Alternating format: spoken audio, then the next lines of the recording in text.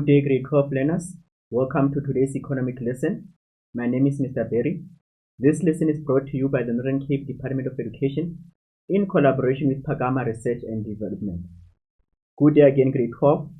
Our key area for today, it is economic issues. We'll be revising your paper 2 for November examination. Our lesson objectives for today.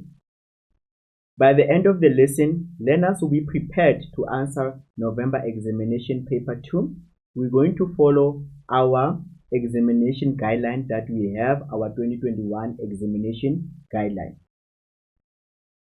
Our paper 2, it consists of 150 marks and it's a 2-hour paper, which is your microeconomics and your economic issue. This information is from our assessment plan 2024. Your microeconomics has 3 subtopics, which is your perfect competition, imperfect competition, market failure, and then your economic issues. We have inflation, tourism, and the environmental sustainability as your subtopics. Our structure of paper looks like this. Each of our paper, both paper 1 and paper 2, is out of 150 marks. The duration is 2 hours. It consists of 6 questions divided in 3 sections.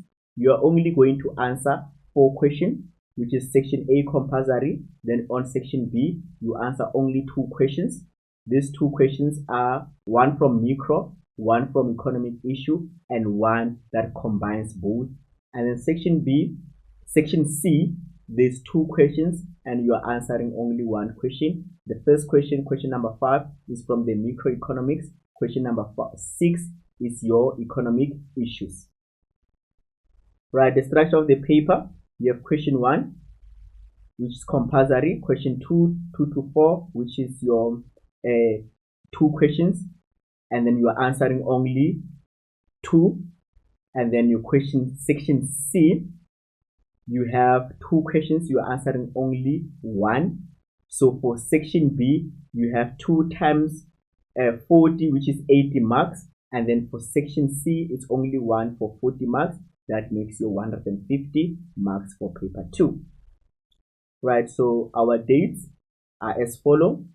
You are writing on the 12th, Tuesday, and then you are writing on the 19th, your paper 2. Right, so this is our game plan that we have.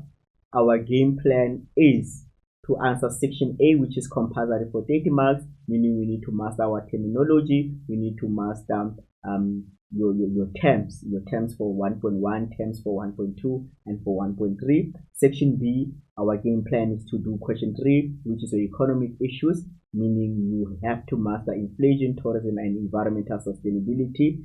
And then section C, there's question 6. So from that question 6, there will be only essay from the economic issues. Right, essays, again, as a reminder, they play a very big role because 40 marks out of the 150 come from section C. On that 40 marks, we have 30 marks, which is your introduction, body, and conclusion, and then 10 marks of the additional part, that is any question that can be given to you. However, the 30 marks, you can come prepared to the examination room with that 30 marks because it's from the examination guideline as it is. Right, let's look at our section C question. So you have introduction for 2 marks. It's a lower order. You are describing the terminology or the content from that essay. Body is 26 marks. It can be asked to examine, to differentiate, to calculate, to draw, depending on the examination guideline. And then additional part is any higher order question where you are evaluating, you are comparing, you are critically evaluating or examining information. Then your conclusion is 2 marks. Conclusion is also a higher order. You need to close off with your opinion, which is not discussed in the body or introduction. So it should be something new to conclude your essay. Right, let's look at the essay that we have for today. The essay that is identified for today's lesson is discuss in details the benefits of tourism. right? And you have an additional part that says, how can tourist attraction in less popular destination be marked successfully? So the essay is to discuss the benefit of tourism. Quickly name those headings that we have. There are 4 headings on benefits of tourism. Right, we are mentioning household, we are mentioning businesses, we are mentioning government or states, we are mentioning infrastructure development. Those are your headings on benefits of tourism. Right, so what I need you to do for me, grade 12, is to write down the introduction for this essay, meaning you are describing tourism. You go to the 4 headings. From the 4 headings, you write at least 3 sentences per heading, and then you do not write the additional part. We're going to do the additional part together, and then you do the conclusion. You conclude your essay. So you'll be given 20 minutes to do that. You already have the headings. You write 3 sentences per heading, and then introduction and conclusion. You leave the additional part. We'll answer the additional part together. Your time will begin now. You have 20 minutes to quickly write this essay, not writing the additional part.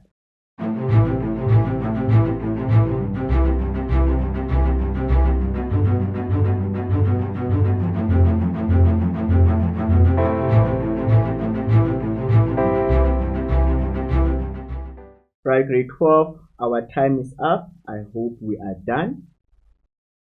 Right, so for introduction, you can introduce what is tourism. Tourism is the activities of people traveling to and staying in places outside their usual environment for no more than 1 consecutive year for leisure, business, or other purposes.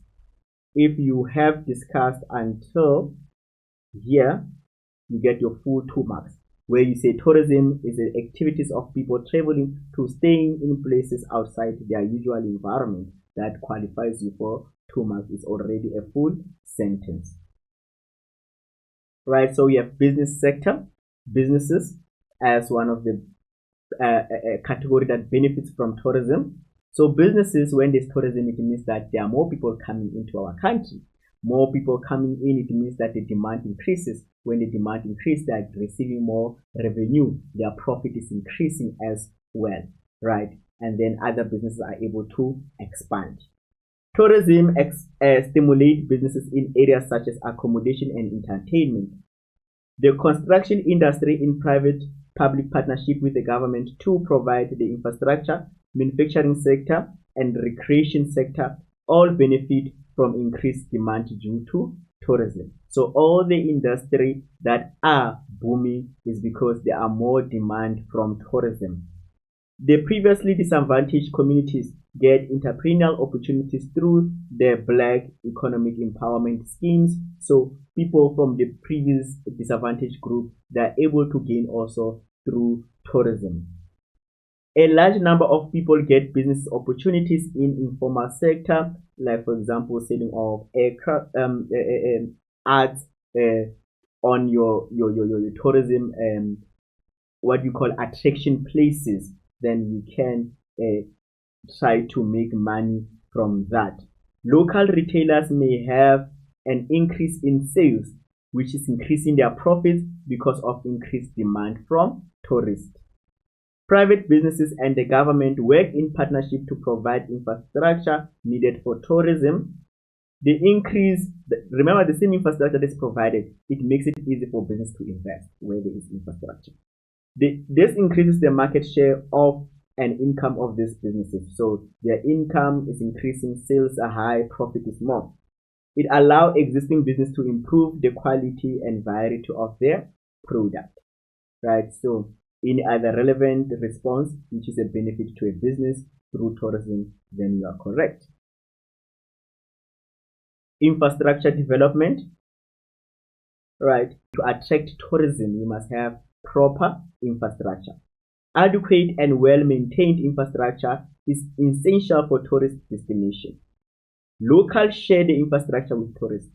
So locals will still benefit the same infrastructure because we tried to build world-class infrastructure to attract tourism.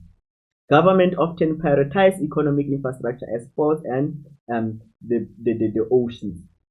In addition to physical and basic infrastructure, social infrastructure is also important for the growth of tourism. So instead of just focusing on physical infrastructure, we also need social infrastructure. For example, availability of ambulances, that is your social infrastructure that we may need, that is going to benefit us as well. Most of the SDI, which is your spatial development initiatives and development corridors, also have tourism as important focus. So when they are building those spatial development initiatives, remember spatial development initiatives are around areas where there's underdeveloped. So they are also focusing on attracting tourism, and those corridors where we are linking a place to another place, the main focus also there is to increase tourism. Household or consumers. Us as household, we get jobs through tourism. Infrastructure that is built, we enjoy it. We can start our own businesses. We have skills because there are schools for hospitality, for example, that is looking at what your tourism industry as well. Members of household earn income from the tourism sector as tour operators, travel agents. Many households are indirectly involved in tourism as employees, e.g. hotels or transport sector. Entrepreneurs from households that operate such as hero producers or musicians can earn an income from tourism. So also household can be self-employed around tourism. So those are the benefits of household. A large number of households can get skills in tourism industry. School curriculum and learnership offer opportunities for these certain skills, right? So there are schools and colleges that provide a learnership on programs that are related to tourism.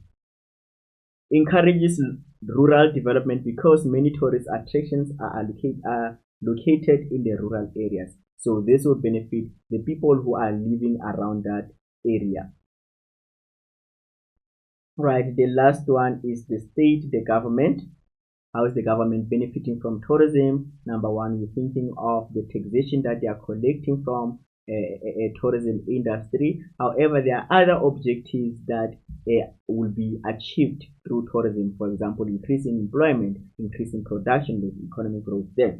The main avenue for government to benefit from tourism is through the levying of taxes. This cost is recovered from tourists through adding the taxes to the supply prices, normal expenditure. So they add taxes on the product and then they receive revenue as taxes from them. This amount serves to compensate the host community for providing infrastructure and other public amenities to the tourists. So the host community will be compensated for providing infrastructure to the tourists. Right, so our additional part was asking, remember we did not do this one, we're going to do it together. Tourism can be successfully marketed in less popular destination by doing what? How do we market tourism in the less popular destination? There are destinations that are popular already, Durban, Cape Town, you already know that people are visiting there for the oceans, right? So some places are not as popular. So how do we market those places? Advertising. Number one, advertising. Advertising the firm's attraction in variety of media, including social media, internet, which may reach both local and international potential tourists. So by advertising those attractions, right, putting it on the internet, it will attract local and international people. Focusing on clear message that concentrate on the strength of the attraction, uniqueness of the destination. So you can give people clear indication why are they coming there, what is unique about your place. Using the indigenous knowledge system of particular area where possible. So sometimes the tourists want to see how people live, what they eat, what they drink, how they dance. So using giving those information of the indigenous knowledge may attract more people to come. Charging prices that is competitive and money well spent for the service offered, not being too expensive, then that may attract more people to come. Remember, the lower the price, the higher the demand. Helping tourists to view the entire services as value for money. Deliver a world-class visitor experience. That's why hotels and restaurants that are giving proper services are given awards so that they can continue to give proper services to people who are coming to visit their places. That will increase the number of people who are coming. Focusing on proudly South African products, services, for example, short left campaign. Right, short left campaign is advertising the local destination that we can visit. So by seeing that on our social media and internet, it attracts us to visit those places. Help disadvantaged South Africans to benefit from tourist attraction in less popular destinations. All right, for a conclusion, any higher order conclusion, as long as you are not repeating the information, a weaker exchange rate has been a major contributing factor to South Africa's tourism industry over many years. So a weaker exchange rate means that people can come visit us more because they find it cheaper to come and visit our country, as their money now can buy more in South Africa. As we move to our next section C question, this one says discuss in details measures to combat inflation for 26.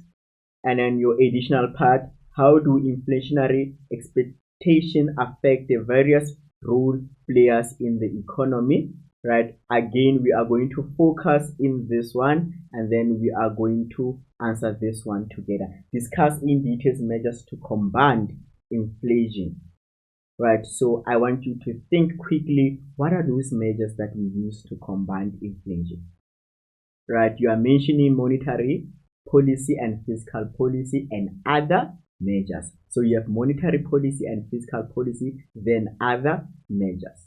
So we use monetary to combat inflation, meaning to decrease inflation. This is one of the possible essay. It's one of the possible, the most possible. Remember, previous lesson we have mentioned that international problems and measures as one of the most possible. Combating inflation is one of the most possible. Benefits to tourism is also one of the most possible. So when we're putting our top 3 there, we have ways to combat inflation, we have international problems and measures to environmental sustainability, we have benefit of tourism. All the essays are 6, all of them are important. We are just putting them in a priority from the most possible to the least possible. Right. Grade 12s, you are going to be given again 20 minutes to write the introduction, body, and conclusion without writing the additional part. So you have monetary policy, how monetary policy is used. Right, you are thinking of your interest rate, moral suasion, cash reserve. Those are the instruments that are there. Fiscal policy, we have only 2 instruments. Those are, right, you have your taxation and government expenditure. So you're going to discuss that as measures to combat inflation, and then we discuss other measures as well. Right, the 20 minutes will begin now. Then we look at your answers and the marking guidelines.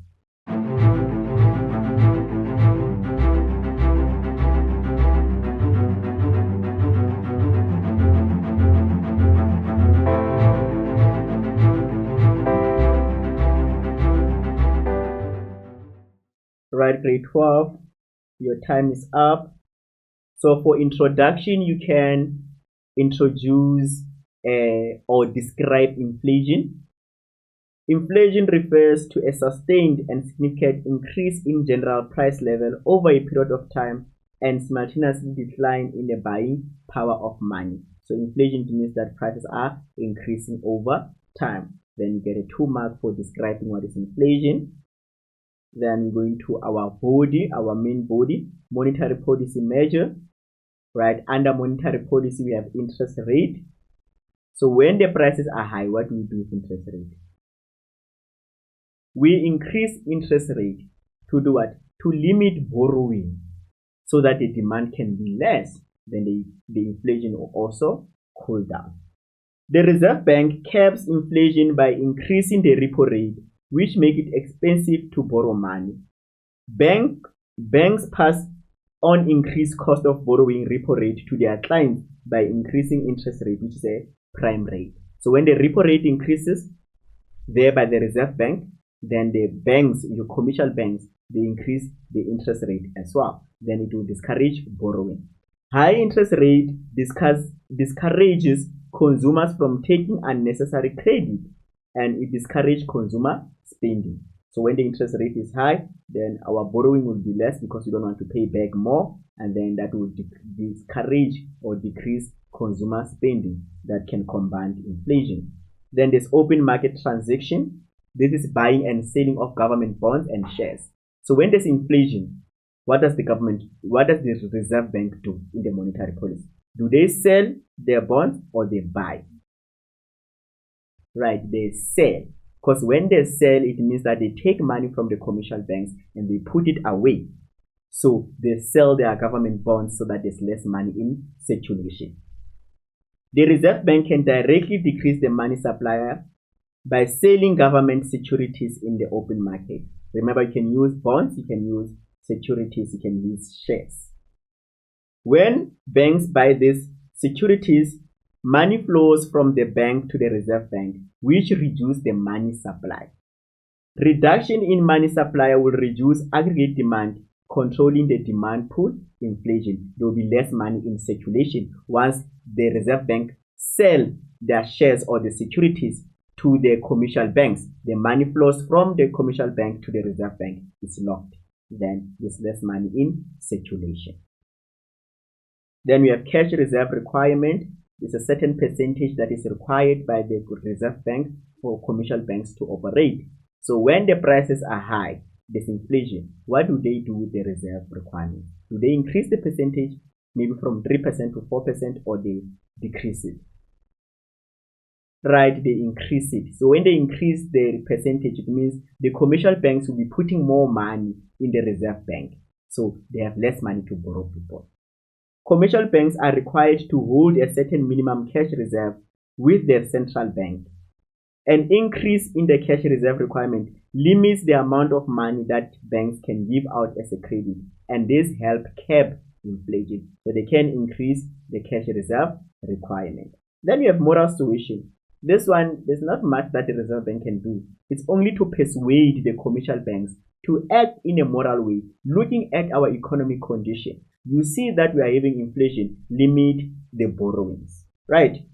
The Reserve Bank can persuade commercial banks to act in a responsible manner when granting credit under inflationary conditions. Moral suasion helps to reduce inflation because credit will be granted to fewer consumers as commercial banks are acting in a moral way, looking at our economic conditions. Right, we have fiscal measures. Here we're only talking about government expenditure and taxation. Inflation can be combated through fiscal changes in taxation and government expenditure. The state can reduce expenditure by postponing some government projects such as roads, hospitals, and schools. So to combat inflation, government need to freeze some projects, stop some projects, so that there's less money in circulation. Aggregate demand will decrease, thereby reducing the demand pool inflation. When some projects are stopped, aggregate demand will be reduced because there's not much money in circulation. The government may finance a budget deficit from non-banking sector to limit inflation. Right, so instead of them borrowing money from banks, then there's more money, then they can finance it from non-banking sector so that they limit inflation. Then the usage of taxation. When there's inflation, what do we do with taxation? Increase or decrease? Definitely we increase taxation, more especially your payee, your VAT. Government can increase direct taxation such as personal income tax to decrease demand. When your personal income tax increase, your disposable income decreases.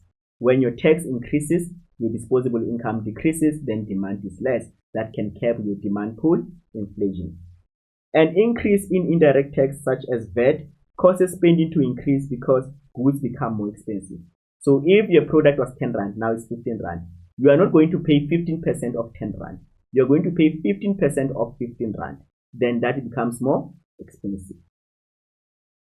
The government may reduce taxes on savings or introduce tax-free savings accounts to encourage savings and reduce spending.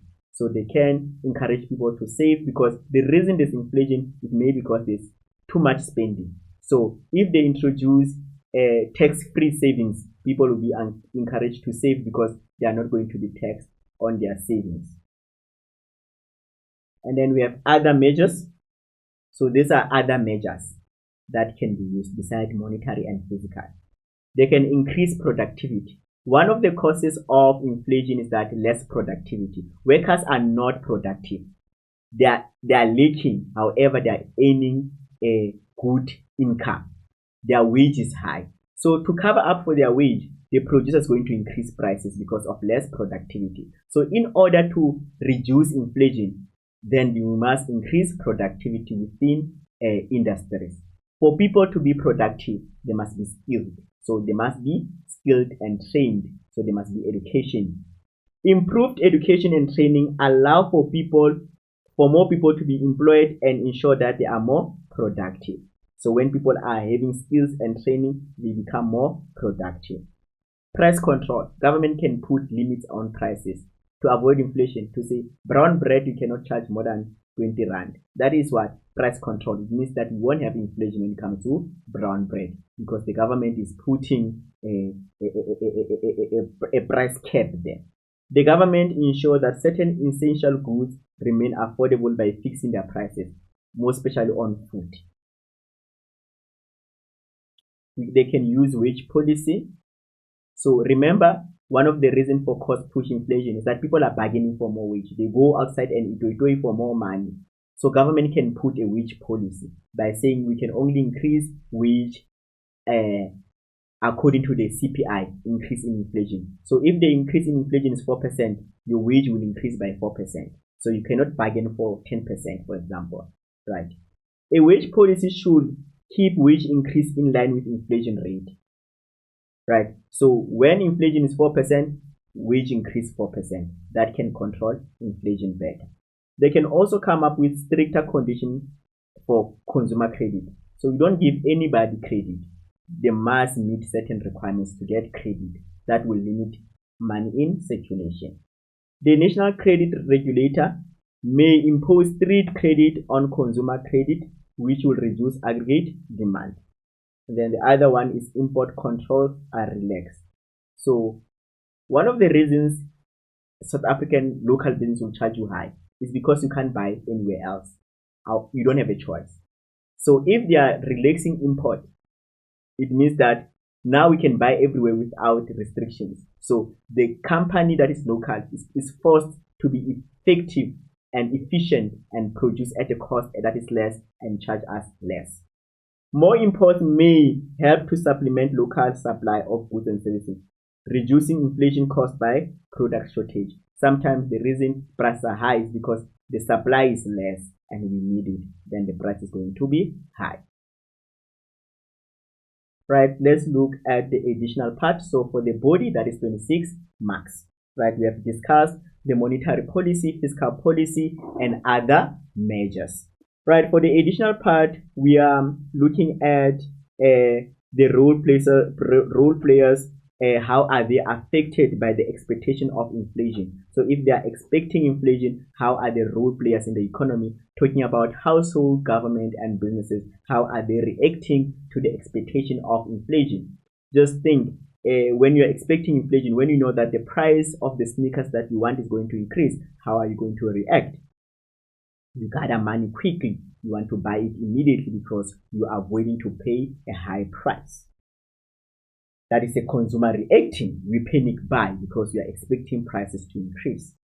Inflation expectation may play a major role in the process that transmits expectation of prices increase through the actual increase in the price.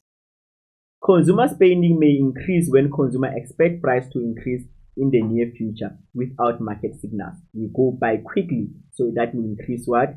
Consumer spending. And inflation can be a cause of inflation. Sometimes inflation results in more inflation. More consumer goods and capital goods are bought before the price increase, those increasing demand. Like we said, we're going to quickly go by before price increase. Labor unions demand high wages to protect purchasing power for their members when they anticipate a rise in inflation. Once prices are increasing, our labor unions go and negotiate for more wages.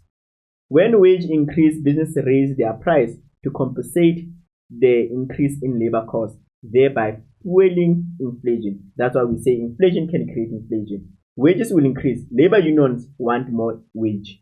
Wages increase. When wage increase, businesses raise their prices. So what you see here is that inflation is creating inflation, right? Wage increase. When the wage increase, the same people who were demanding for more wage, they start buying more.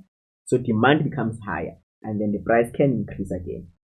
When businesses expect inflation to rise, they tend to increase their price in advance, which increase their profit margins. So they already know that price will increase, and they know people are going to come by, so they increase their price already. The Reserve Bank uses inflation expectation to adjust monetary policy instruments that control money supply. So when the Reserve Bank knows that inflation is going to increase, they use their monetary policy measures already. They start by increasing interest rate, for example, to do what? To limit the expectation that is there, right? So that can give you a maximum of 10 marks. And then for our conclusion, remember it's any higher order conclusion. What we have on our marking guideline says a high rate of inflation will always cause instability in the economy. Hence, various measures are applied to combat it.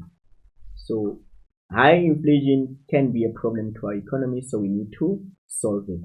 The other one, you can say inflation expectations are self-fulfilling because high expectations lead to higher inflation and vice versa. It's true. Right, we accept any other relevant answer for this one. Right, so we've looked at two more essays. Right, so your first part of your paper 2 revision, we looked at environment sustainability, the two essays. Now we've looked at tourism and inflation, and take note, from tourism we looked at benefits of tourism. Remember, the effects of tourism are less possible. And then from inflation, we looked at combating inflation. There's also consequences of inflation. However, combating inflation is more possible. Right, so for your essay grade 12, we need to master your headings. You can get up to 8 marks from headings and examples. Description are marked in the essay, so you can describe. And then do not repeat information. You are going to be given a big R for repetition and no mark for that. Thank you so much, grade 12, for joining in today. I'll see you next time. Keep well.